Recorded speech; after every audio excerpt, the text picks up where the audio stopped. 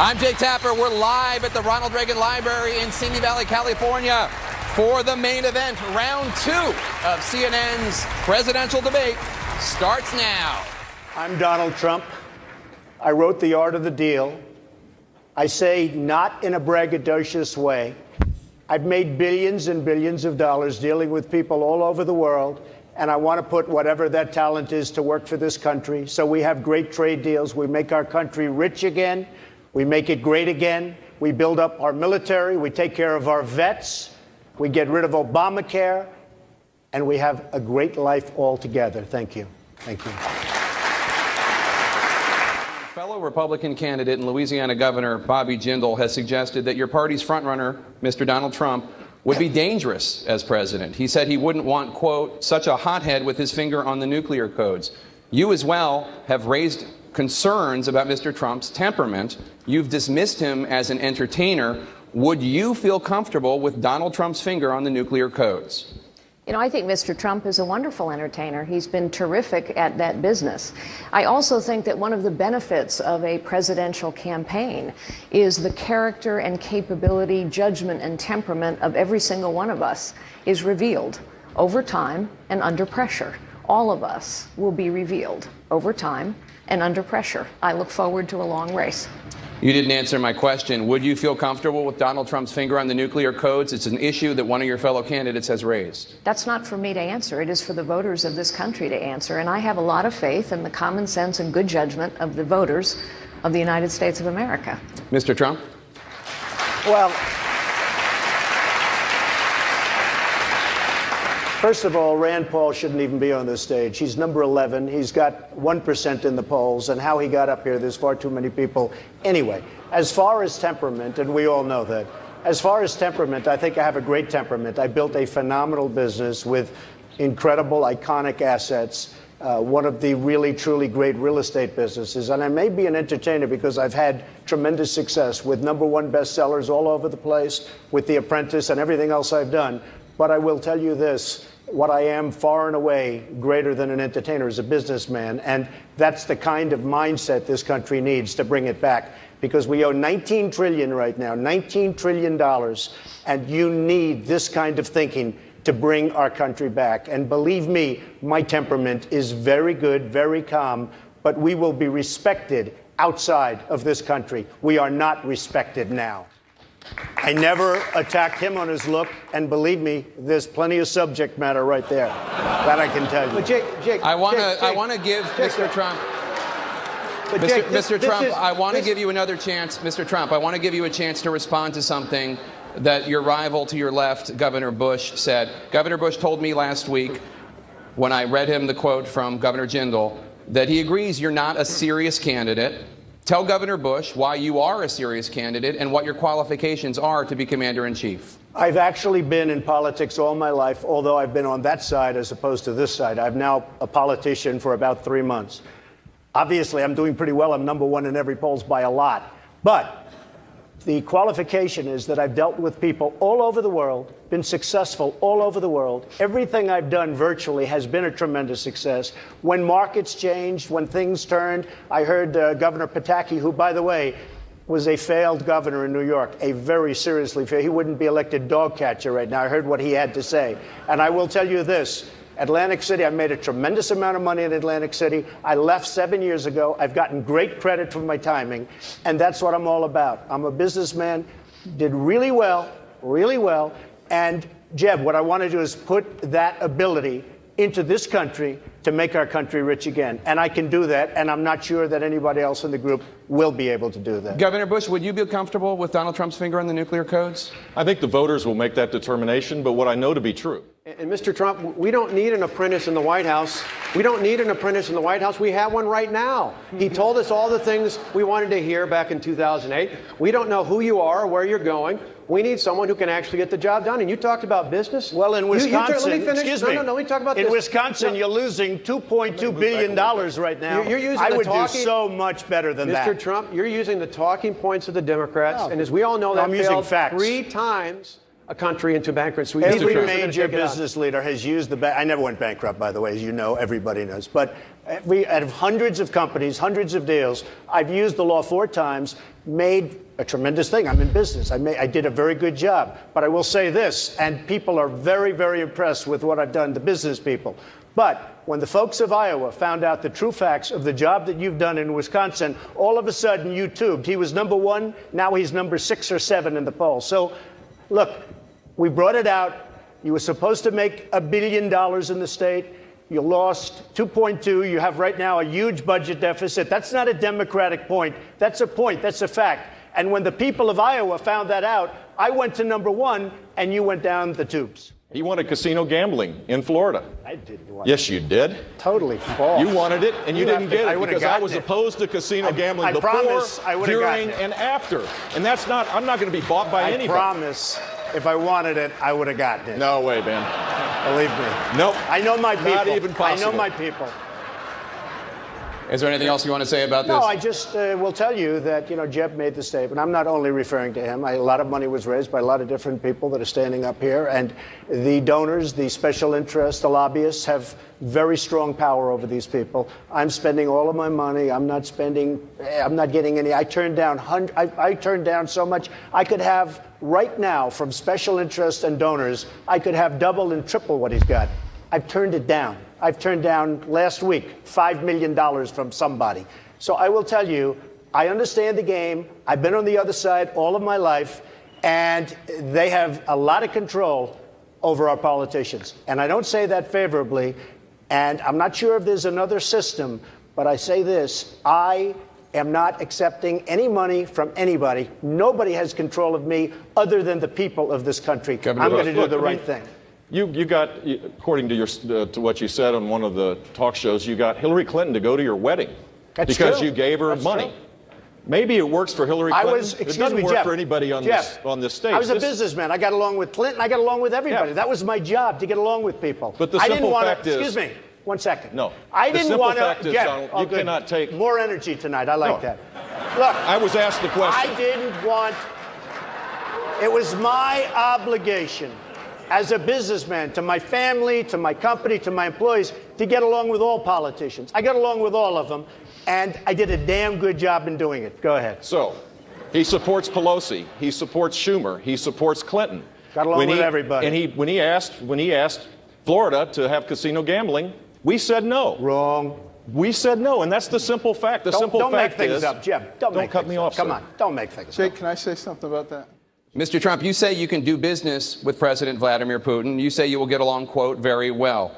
What would you do right now if you were president to get the Russians out of Syria? All right, so number 1, they have to respect you. He has absolutely no respect for President Obama. Zero. Syria is a mess. You look at what's going on with ISIS in there. Now think of this. We're fighting ISIS. ISIS wants to fight Syria. Why are we fighting ISIS in Syria? Let them fight each other and pick up the remnants.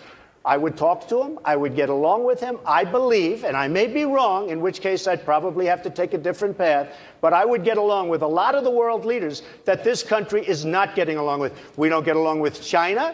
We don't get along with the heads of Mexico. We don't get along with anybody. And yet at the same time, they rip us left and right. They take advantage of us economically and every other way. We get along with nobody. I will get along, I think, with Putin, and I will get along with others. And we will have a much more stable world. So just to clarify, the only answer I heard to the question I asked is that you would reach out to Vladimir Putin and you would do what? I believe that I will get along. We will do, between that, Ukraine, all of the other problems, we won't have the kind of problems that our country has right now with Russia and many other nations. Mr. Trump, Yes. 2 years ago, President Obama drew a red line that the Syrian dictator Bashar Assad crossed. President Obama threatened to strike. He did not. His knees buckled. We now have 4 million refugees. Syria is a living hell. And he turned to the Congress for the authority to back him up. You have 3 senators to your right who said no.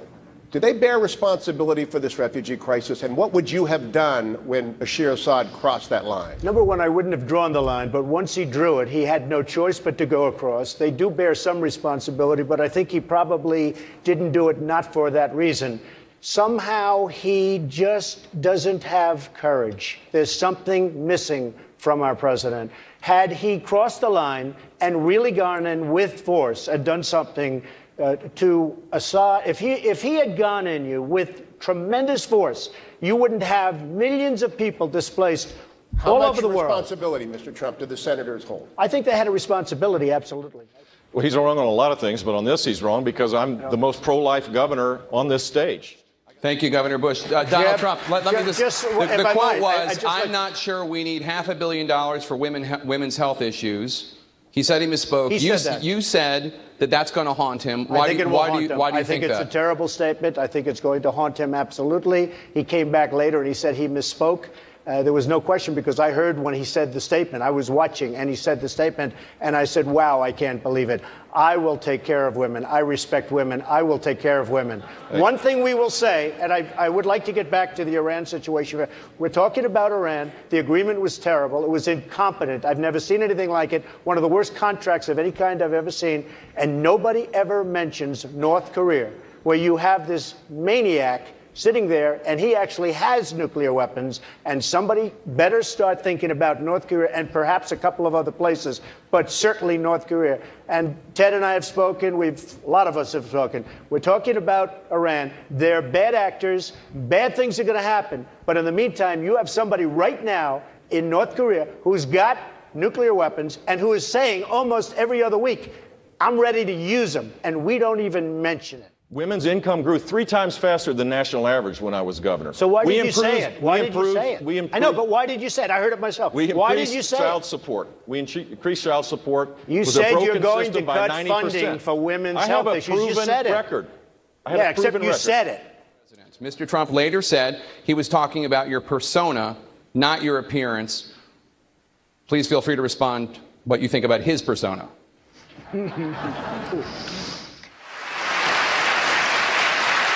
I think she's got a beautiful face, and I think she's a beautiful woman. Mr. Trump, you have called for deporting every undocumented immigrant. Governor Christie has said, quote, there are not enough law enforcement officers, local, county, state, and federal, combined to forcibly deport 11 to 12 million people. Tell Governor Christie how much your plan will cost and how you will get it done. Correct. First of all, I want to build a wall that works. So important, and it's a big part of it. Second of all, we have a lot of really bad dudes in this country from outside, and I think Chris knows that maybe as well as anybody. They go, if I get elected, first day, they're gone. Gangs all over the place, Chicago, Baltimore, no matter where you look. We have a country based on laws. I will make sure that those laws are adhered to. These are illegal immigrants. I don't think you'd even be asking this question if I didn't run. Because when I ran, and I brought this up at my opening remarks at Trump Tower, I took heat like nobody has taken heat in a long time. And then they found out with the killing of Kate from San Francisco and so many other crimes, they found out that I was right. And most people, many people, apologized to me. I don't think you'd even be talking about illegal immigration if it weren't for me. So we have a country of laws. They're going to go out, and they'll come back if they deserve to come back. If they've had a bad record, if they've been arrested, if they've been in jail, they're never coming back. We're going to have a country again. Right now, we don't have a country, we don't have a border, and we're going to do something about it. And it can be done with proper management, and it can be done with heart. By the way, I agree with what Chris is saying, but I will say this. Illegal immigration is costing us more than $200 billion a year. Did Mr. Trump go too far in invoking your wife? He did. He did. You're proud of your family, just as I am. Correct. To subject my wife into the middle of a raucous political conversation was completely inappropriate, and I hope you apologize for that, Donald. Well, I have to tell you, I hear phenomenal things. I hear your wife is a lovely woman. She is. I She's don't fantastic. know her, and this she is a total absolutely the love of my life, and she's right here. And why don't you apologize for her? No, I won't right do that now. because I said nothing wrong, but I do hear she's a lovely woman. So here's the deal. Or the Donald Trump approach. The approach that says that everything is bad, that everything is coming to an end. Mr. Trump. I'm on the Reagan side of this. That they come into our country as an act of love. With all of the problems that we have in so many instances, we have wonderful people coming in. But with all of the problems, this is not an act of love. He's weak on immigration. by the way, in favor of Common Core, which is also a disaster, but weak on immigration, he doesn't get my vote. As I said, we are spending $200 billion. We are spending $200 billion a year on maintaining what we have. We will move them out. The great ones will come back. The good ones will come back. They'll be expedited. They'll be back. They'll come back legally. We'll have a country. They'll come back legally. Okay, on that note, you have criticized Governor Bush for speaking Spanish on the campaign trail. You said, quote, he should really set an example by speaking English in the United States. What's wrong with speaking Spanish? Well, I think it's wonderful and all, but I did it a little bit half-heartedly, but I do mean it to a large extent. We have a country where to assimilate, you have to speak English. And I think that where he was and the way it came out didn't sound right to me. We have to have assimilation. To have a country, we have to have assimilation. I'm not the first one to say this, Dana. We've had many people over the years, for many, many years, saying the same thing. This is a country where we speak English, not Spanish. What's your message to Ms. Fiorina on birthright citizenship? Well, first of all, the 14th Amendment says very, very clearly to a lot of great legal scholars, not television scholars, but legal scholars, that it is wrong. It can be corrected with an act of Congress, probably doesn't even need that. A woman gets pregnant. She's 9 months. She walks across the border. She has the baby in the United States, and we take care of the baby for 85 years. I don't think so. And by the way, Mexico and almost every other country anywhere in the world doesn't have that. We're the only ones dumb enough, stupid enough to have it.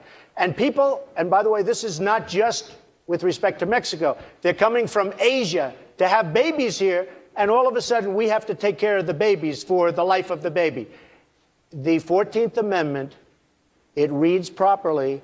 You can go, and it's probably going to have to go through a process of court, probably ends up at the Supreme Court, but there are a lot of great legal scholars that say that is not correct. And in my opinion, it makes absolutely no, we're the only one of the only countries, we're going to take care of those babies for 70, 75, 80, 90 years. I don't think so. Mr. Trump, I want to give you a chance to 100%, by the way, with Carly on the fact that the Democrats do not want to solve this problem for the obvious reasons, but they do not. But I believe that a reading of the 14th Amendment allows you to have an interpretation where this is not legal and where it can't be done. I've seen both sides, but some of the greatest scholars agree with me without having to go through Congress. If you do go through Congress, you can absolutely solve the problem. Thank you, Mr. Trump. You would stipulate, Mr. Trump, that not everyone agrees with you.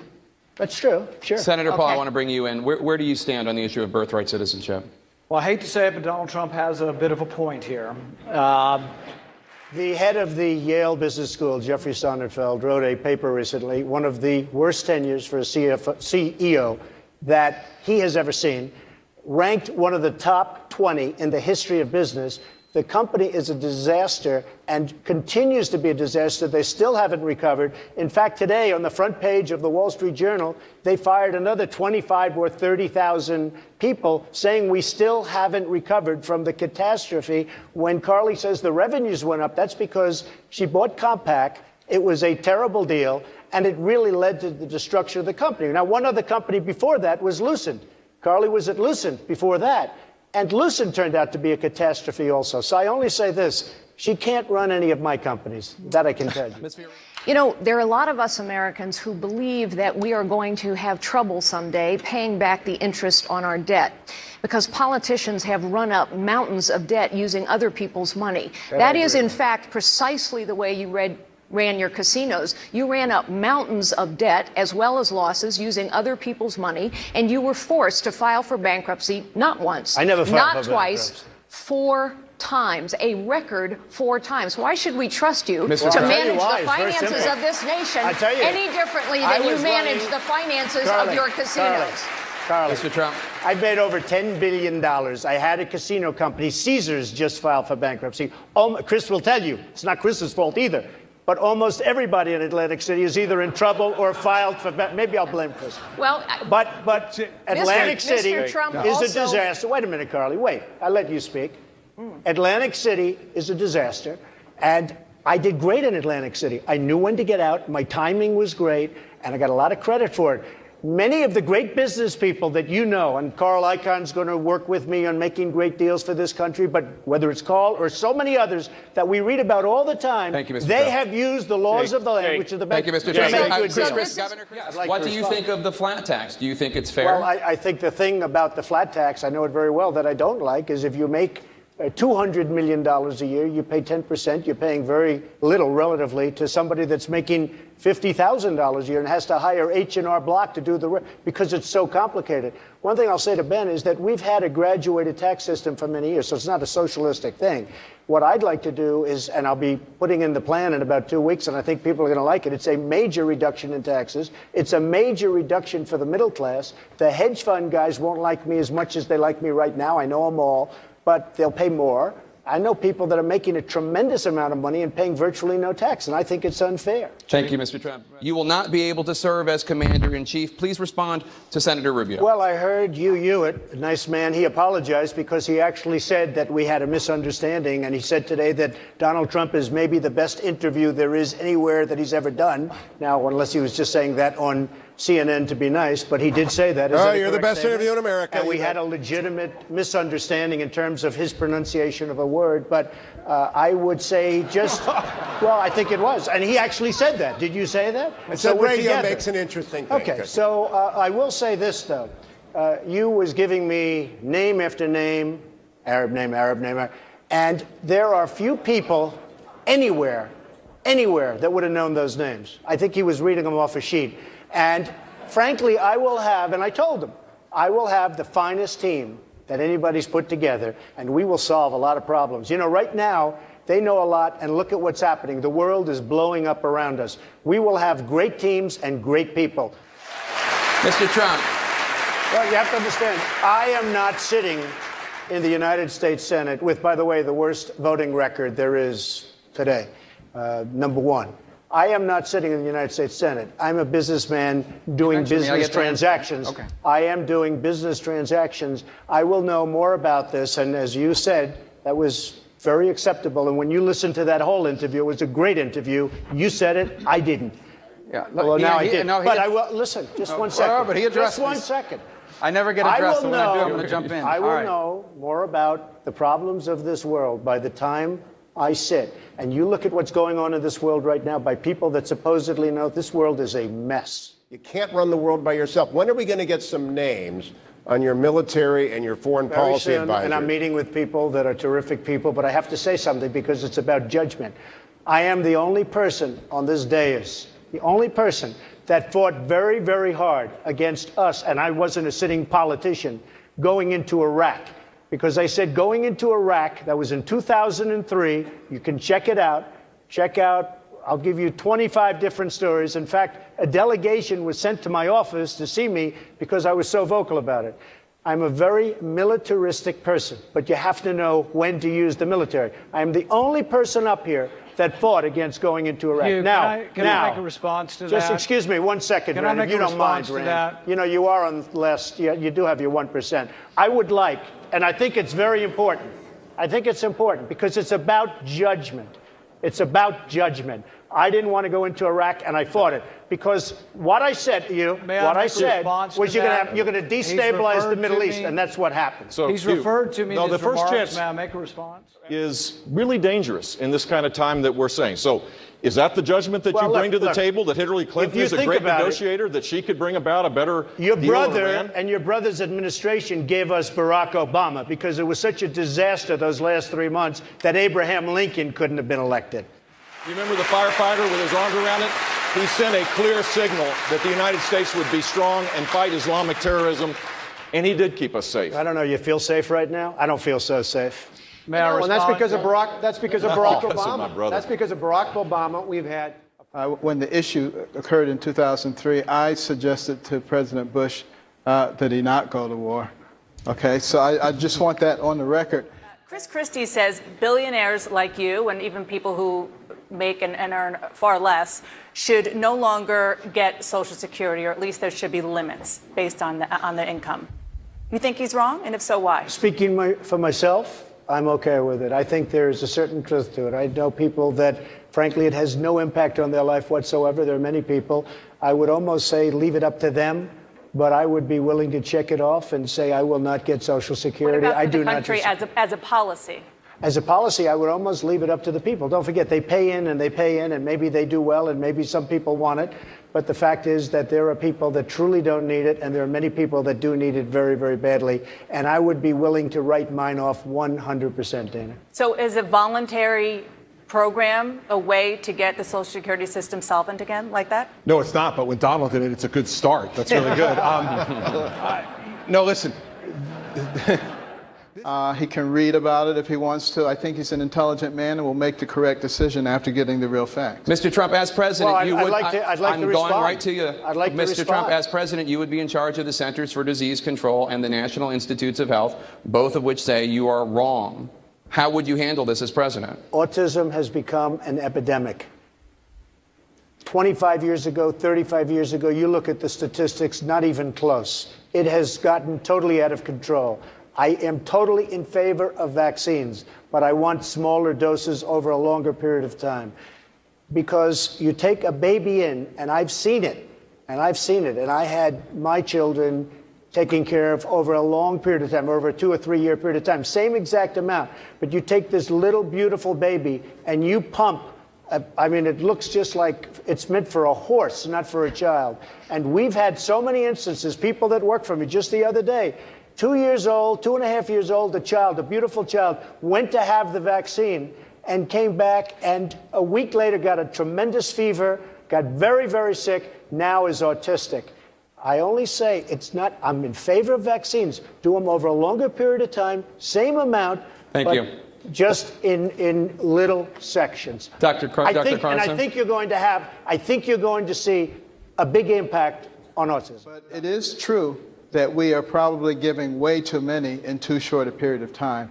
And a lot of pediatricians now recognize that, and I think are cutting down on the number and the proximity in which those are done. And I think all that's I'm saying, Jake. That's all I'm saying. Dr. Paul, I'd like to bring you in. A second opinion? Mr. Trump.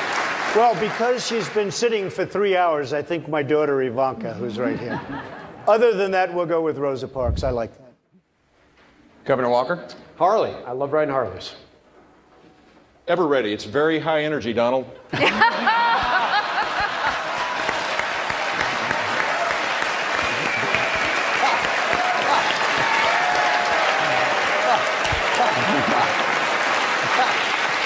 Mr. Trump. Humble. That's a good one.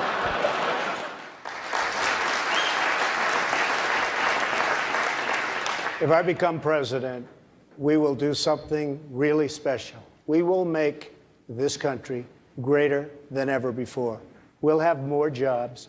We'll have more of everything. We were discussing disease. We were discussing all sorts of things tonight, many of which will just be words. It'll just pass on. I don't want to say politicians, all talk, no action. But a lot of what we talked about is words, and it'll be forgotten very quickly. If I'm president, many of the things that we discussed tonight will not be forgotten. We'll find solutions, and the world will respect us. They will respect us like never before, and it'll be actually a friendlier world. And I have to say, it's a great honor to be here tonight.